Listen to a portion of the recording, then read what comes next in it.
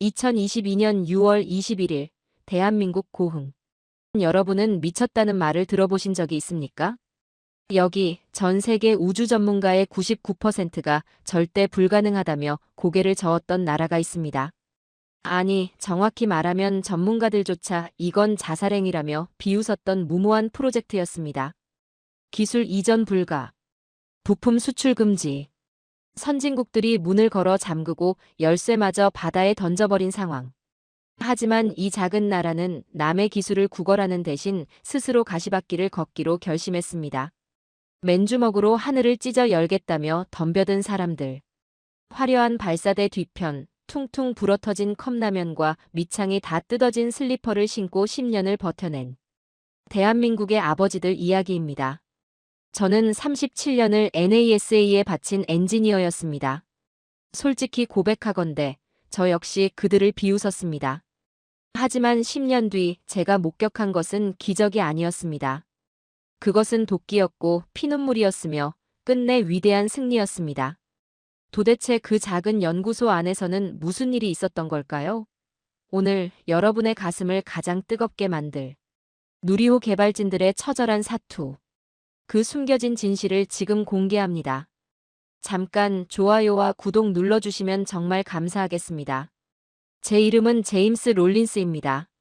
플로리다의 5월은 언제나 천국 같습니다. 야자수 잎이 바람에 흔들리고 케이프 커네버럴 우주센터 너머로는 대서양이 보석처럼 반짝이죠. 저는 그곳 NASA에서 37년을 일했습니다. 아폴로 계획부터 스페이스 셔틀까지 미국이 우주를 정복하는 그 모든 영광의 순간에 제가 있었습니다. 제 인생은 로켓 그 자체였죠. 은퇴를 딱 1년 앞둔 어느 날 아침이었습니다. 커피 향을 맡으며 출근한 제 책상 위에 낯선 국제 우편 하나가 놓여 있었습니다. 발신지 리퍼블럭 어브 코리아, 코리아 에로스페이스 리서치 인스터투트, 한국항공우주연구원. 붉은색 로고가 찍힌 그 봉투를 뜯었을 때 저는 그 안에 든 내용이 제 노년의 인생을 송두리째 바꿔놓을 줄은 상상도 못했습니다.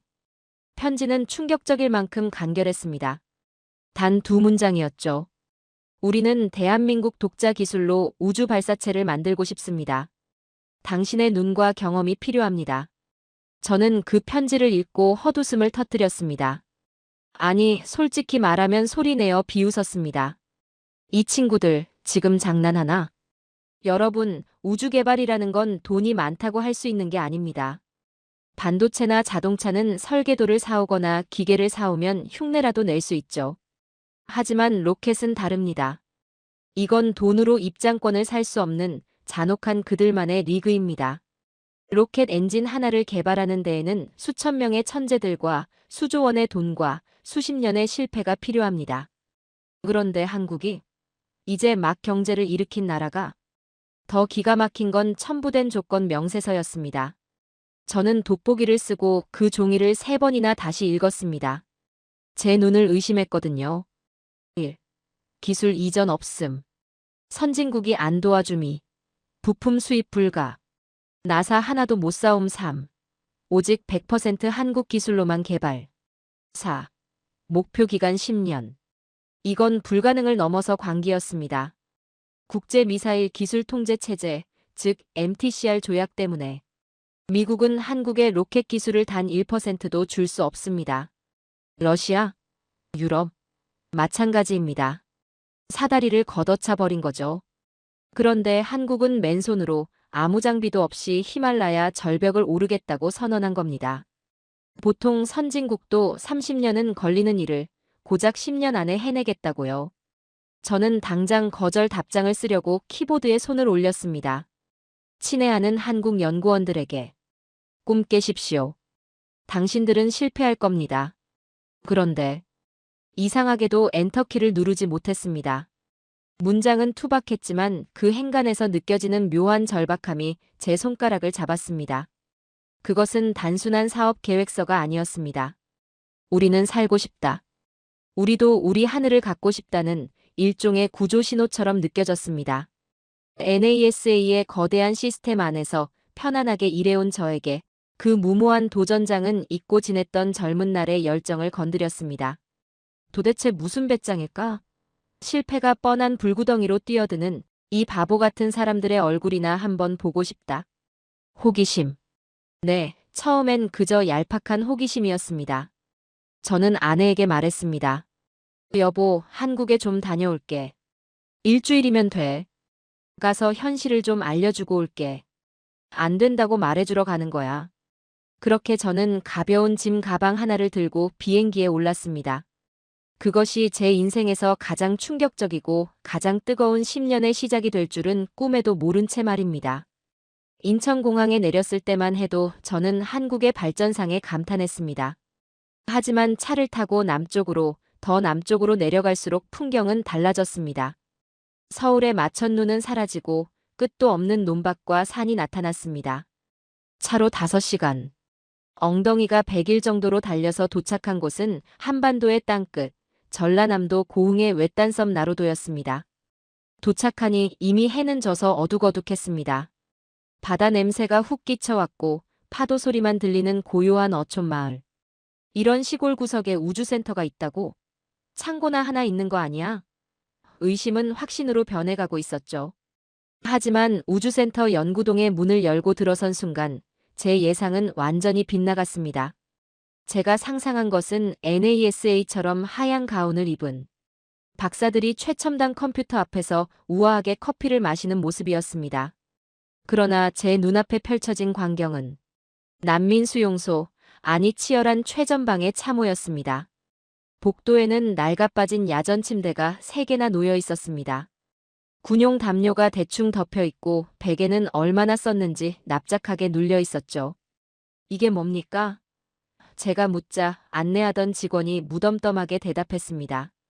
아, 연구원들이 집에 못 가서요. 쪽잠 자는 곳입니다.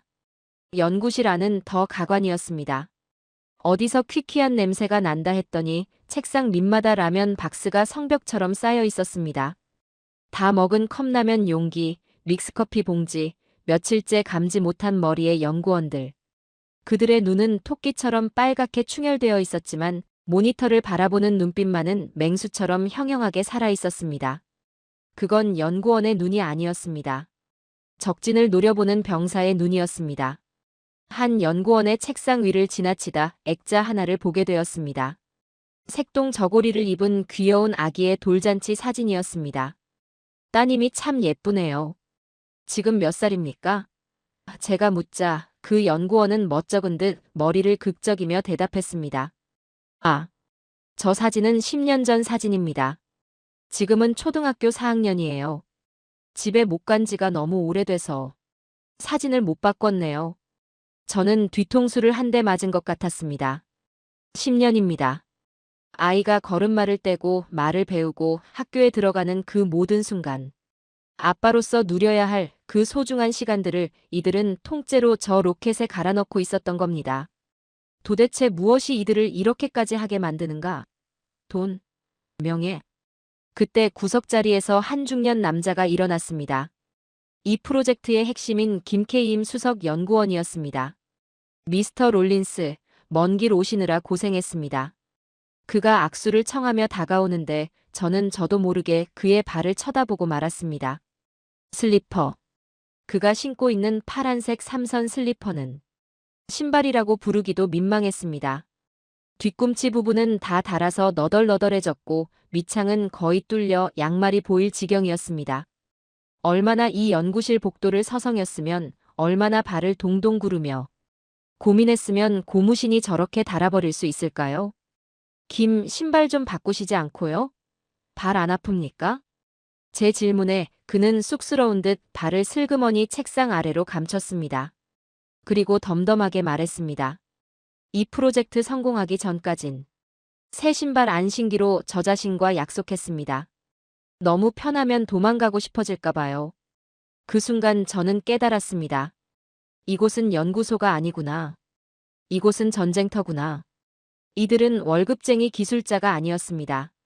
가난했던 조국에 기술 독립이라는 선물을 안겨주기 위해 자신의 청춘과 가족과의 시간마저 제물로 바친 총 없는 전사들이었습니다. 저는 그날 밤 숙소로 돌아가며 처음으로 두려움을 느꼈습니다. 어쩌면 정말 어쩌면 이 미친 사람들이 사고를 칠지도 모르겠다. 미국도 러시아도 아닌 이 작은 나라의 도끼 품은 아버지들이 말입니다. 다음 날부터 목격한 개발 과정은 그야말로 눈물겨운 도둑질이자 맨땅의 헤딩이었습니다.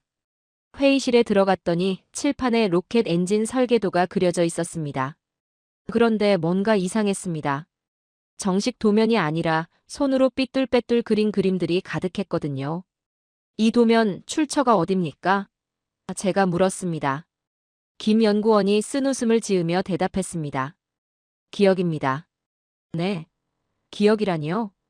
몇 년 전 러시아 기술진이 일단 로켓 모형을 가져왔을 때 사진도 못 찍게 하고 만지지도 못하게 했습니다.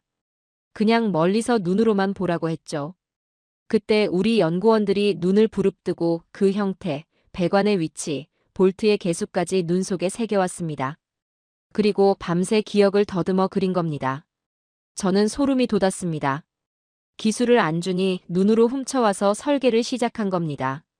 이건 공학이 아니라 집념이었습니다. 하지만 의지만으로 로켓이 날 수는 없죠.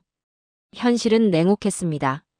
엔진 연소 시험을 할 때마다 나로도에는 폭발음이 울렸습니다. 쾅! 굉음과 함께 엔진이 터지고 시커먼 연기가 솟구쳤습니다. 보통의 엔지니어라면 기겁을 하고 도망갑니다. 폭발한 엔진 파편은 총알보다 위험하거든요. 그런데 한국 연구원들은 달랐습니다. 폭발 연기가 채 가시기도 전에 소화기를 들고 화염 속으로 뛰어들었습니다. 파편 주워. 조각 하나도 버리지 마. 이게 다 데이터야. 100억짜리 데이터라고. 그들은 뜨거운 쇳덩이를 장갑 낀 손으로 주워 담았습니다. 마치 전장에서 전사한 전우의 유품을 수습하는 군인들처럼 검게 그을린 얼굴로 파편을 끌어안았습니다. 그리고 밤새 그 깨진 조각을 맞추며 분석했습니다. 왜 터졌지? 압력이 높았나? 용접이 잘못됐나? 그들은 실패를 실패라고 부르지 않았습니다. 오답 노트라고 불렀습니다. 틀린 걸 알았으니 정답에 한 발짝 더 가까워진 겁니다. 라면 국물 묻은 입으로 웃으며 말하는 그들을 보며 저는 생각했습니다. 이 사람들은 미쳤다. 하지만 정말 위대하게 미쳤다. 시간이 흐를수록 압박은 거세졌습니다. 연구소 밖의 세상은 차가웠습니다. 뉴스를 틀면 비난이 쏟아졌습니다. 밑 빠진 독에 물 붓기다. 벌써 1조 원을 날렸다. 그 돈이면 복지 예산이 얼마냐. 미국 거 사다 쓰면 될걸. 왜 굳이 국산화를 고집해서 세금을 낭비하냐. 심지어 연구원들의 아이들이 학교에서 놀림을 받았다고 합니다. 너네 아빠가 세금 도둑이라며? 라는 말을 듣고 울며. 집에 들어온 날 한 연구원은 연구소 옥상에서 담배를 피우며 펑펑 울었다고 했습니다. 저조차 견디기 힘들었습니다. 미국의 동료들이 전화를 걸어왔습니다. 제임스, 그만두고 돌아와. 한국은 아직 멀었어. 그건 기술적 자살행위야. 자네 커리어에 먹칠하지 마. 결국 저는 총책임자인 박 박사님을 찾아갔습니다. 60이 넘은 노학자였습니다. 박사님 멈추십시오. 솔직히 말씀드립니다. 성공 확률 10% 미만입니다. 클러스터링 기술은 미국도 30년 걸렸습니다. 한국은 이제 5년째예요. 이건 도박입니다. 박 박사님은 창밖의 바다를 한참 바라보시더니 조용히 입을 열었습니다. 미스터 롤린스. 고맙습니다. 하지만 우리는 멈출 수 없습니다. 왜입니까? 실패가 뻔한데요. 그가 저를 정면으로 바라보며 말했습니다. 지금 우리 연구원들 평균 나이가 40대입니다. 20년 뒤면 다 은퇴해요. 우리가 지금 하지 않으면 다음 세대는 처음부터 다시 맨 땅에 헤딩을 해야 합니다. 그의 목소리가 조금 떨렸습니다. 우리는 후발주자입니다. 남들이 걸을 때 우리는 뛰어야 합니다. 아니, 날아야 합니다. 우리 아이들에게 언제까지나 남의 나라 로켓을 빌려 타는 서름을 물려줄 순 없습니다. 실패하더라도 그 실패의 기록이라도 남겨줘야 합니다. 그 말은 논리가 아니었습니다. 가장의 책임감이자 한국가의 자존심이었습니다. 저는 더 이상 말릴 수 없었습니다. 그날 이후 저는 미국의 동료들에게 연락을 끊었습니다. 그리고 저 역시 그 낡은 야전 침대에서 함께 밤을 새우기 시작했습니다. 2021년 10월 21일. 운명의 1차 발사 날.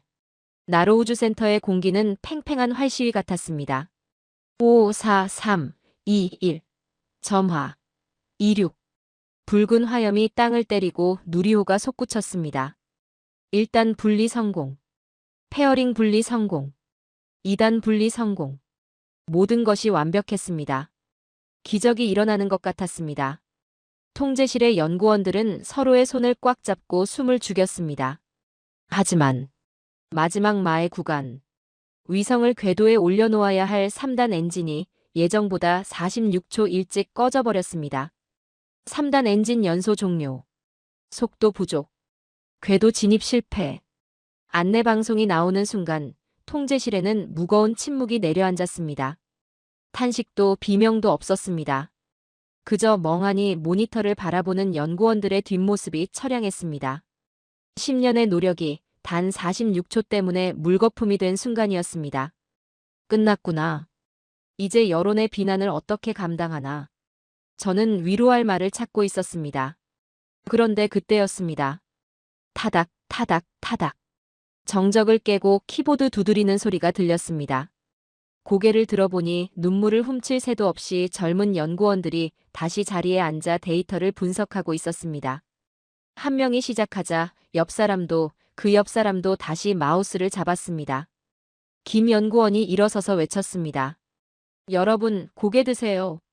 겨우 46초입니다. 우리는 700km를 날았고 마지막 46초가 부족했을 뿐입니다. 90%는 성공한 겁니다. 그의 목소리는 쉬어 있었지만 힘이 있었습니다. 원인만 찾으면 됩니다.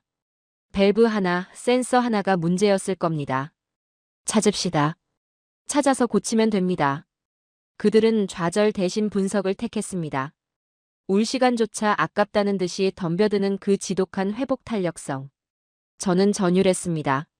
한국 전쟁의 폐허를 딛고 70년 만에 선진국이 된 한국의 저력이 바로 저오기와 끈기에 있었구나. 이들은 절대 포기하지 않겠구나. 그로부터 8개월 뒤 2022년 6월 21일 2차 발사. 더 이상의 변명은 통하지 않는 마지막 기회였습니다. 이번에도 실패하면 프로젝트는 폐기될지도 모르는 절체절명의 순간. 날씨는 야속할 만큼 맑았습니다. 핑계조차 댈 수 없는 완벽한 하늘. 발사 10분 전 김 연구원의 손이 덜덜 떨리고 있었습니다. 저는 말없이 그의 어깨를 잡아주었습니다. 그의 손은 얼음장처럼 차가웠지만 축축하게 젖어 있었습니다. 카운트다운 시작. 10, 9, 3, 2, 1. 엔진 점화. 우르르릉. 땅이 울렸습니다. 그 진동은 발바닥을 타고 올라와 제 심장을 때렸습니다. 누리호가 거대한 수증기 구름을 뚫고 보란듯이 하늘로 솟구쳤습니다. 가라. 제발 가라. 평생 냉정함을 유지했던 저조차 주먹을 휘두르며 소리쳤습니다. 지난번 실패했던 3단 엔진 구간. 400초. 450초. 그리고 운명의 475초를 넘어서는 순간. 엔진은 꺼지지 않고 계속 타올랐습니다. 500초. 550초. 목표 궤도 진입. 위성 분리 성공. 와. 통제실이 폭발했습니다. 점잖던 박사님들이 무뚝뚝하던 엔지니어들이 자리를 박차고 일어나 짐승처럼 포효했습니다. 서로를 끌어안고 등을 두드리고 발을 구르며 소리를 질렀습니다. 저도 모르게 옆에 있던 연구원을 끌어안았습니다. 코리아, you did it. 해냈어. 당신들이 해냈어. 그것은 단순한 로켓 발사가 아니었습니다. 지난 수십 년간 강대국들의 눈치를 보며 안 된다는 소리를 들으며 삼켰던 한국의 한한이 우주를 향해 폭발하는 순간이었습니다. 하늘이 열렸습니다. 닫혀있던 대한민국의 하늘이 그들의 피와 땀으로 활짝 열린 것입니다. 목표 궤도 안착. 성능 검증 위성 분리 성공. 성공을 알리는 마지막 안내 방송이 나오는 순간 나로도 우주센터 통제실은 그야말로 아수라장이 되었습니다.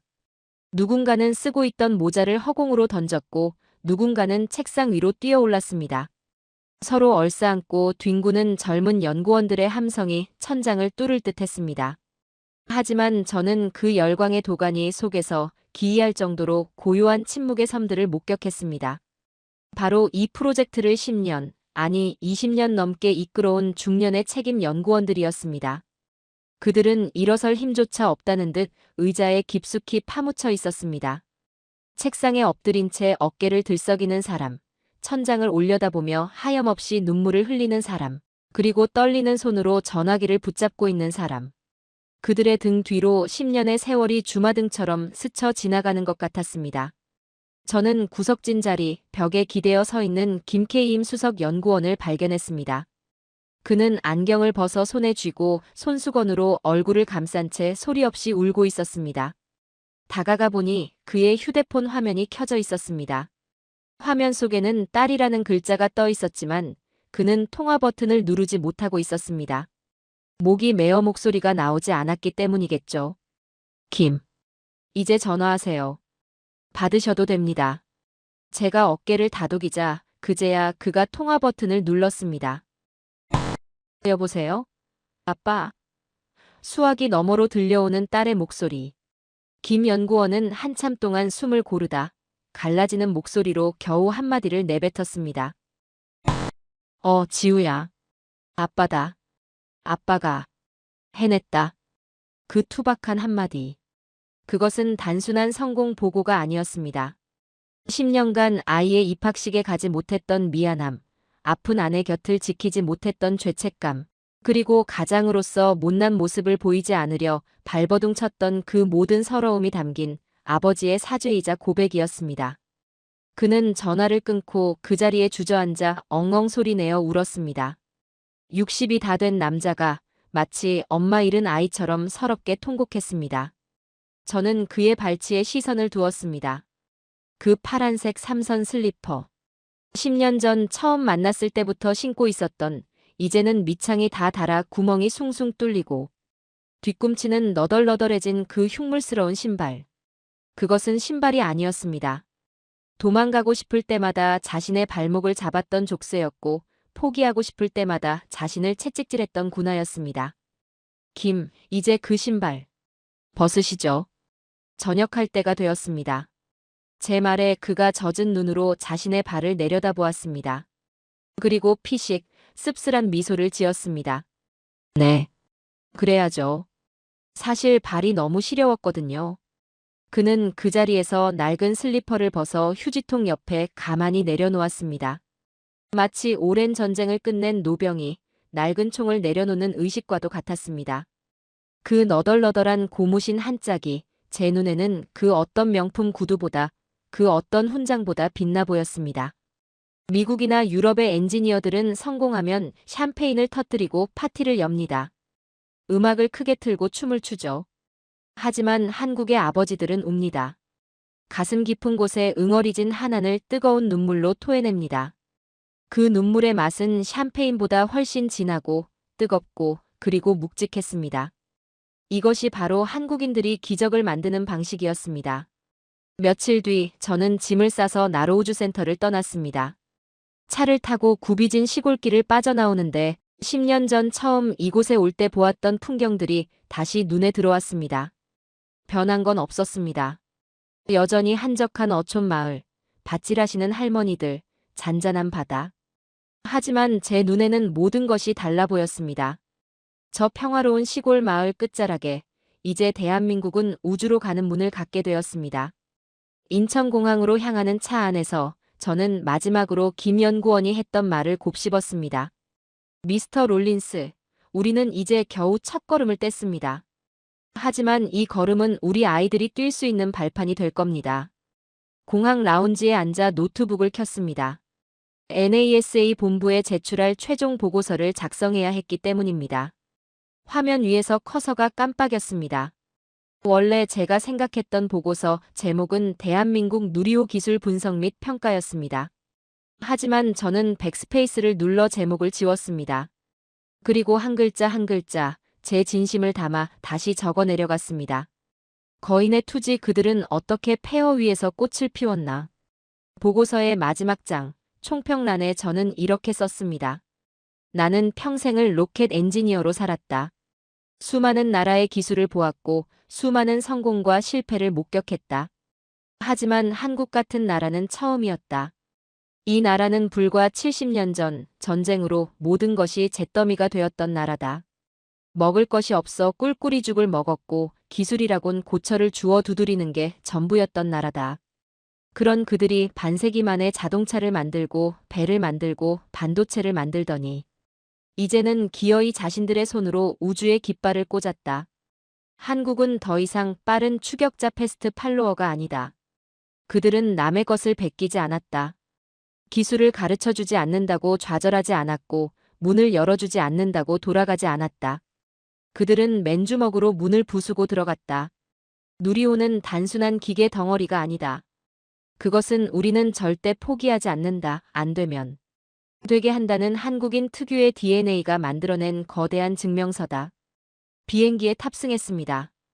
이륙하는 비행기 창문 너머로 밤을 맞이한 한반도의 야경이 펼쳐졌습니다. 불이 꺼지지 않는 도시들, 촘촘히 뻗은 도로들. 저 불빛 하나하나가 다 누군가의 땀방울이겠죠. 작지만 단단한 나라. 맵지만 뜨거운 나라. 저는 창문에 손을 대고 저 아래 보이지 않는 나의 친구들에게 마지막 인사를 건넸습니다. 그 낡은 슬리퍼의 주인들에게. 컵라면으로 끼니를 때우며 청춘을 바친 그 고집쟁이들에게. 당신들은 내 인생 최고의 파트너였습니다. 기술은 머리에서 나오지만 기적은 뜨거운 가슴에서 나온다는 것을 가르쳐준 당신들에게 68세. 늙은 엔지니어로서 깊은 경의를 표합니다. 브라보 코리아. 브라보 마이 프렌즈. 이 영상을 보시는 여러분. 혹시 지금 삶이 힘들고 앞이 보이지 않는다고 느껴지시나요? 기억하십시오. 우리는 맨 땅에서 우주를 쏘아 올린 민족입니다. 우리 몸속에는 그 불가능을 가능으로 만드는 뜨거운 피가 흐르고 있습니다. 누리호가 굳게 닫힌 하늘을 열었듯이 여러분의 내일도 반드시 활짝 열릴 것입니다. 오늘 전해드린 이 이야기로 가슴 한구석이 뜨거워지셨다면 구독과 좋아요로 함께해 주십시오. 여러분이 눌러주시는 그 따뜻한 버튼 하나가 아직 세상에 알려지지 않은 대한민국의 또 다른 영웅들을 찾아내는 가장 큰 힘이 됩니다. 저는 다음 시간에 대한민국을 빛낸 더 위대한 이야기로 찾아오겠습니다. 지금까지 해외 감동 사연이었습니다. 시청해주셔서 감사합니다. 단결.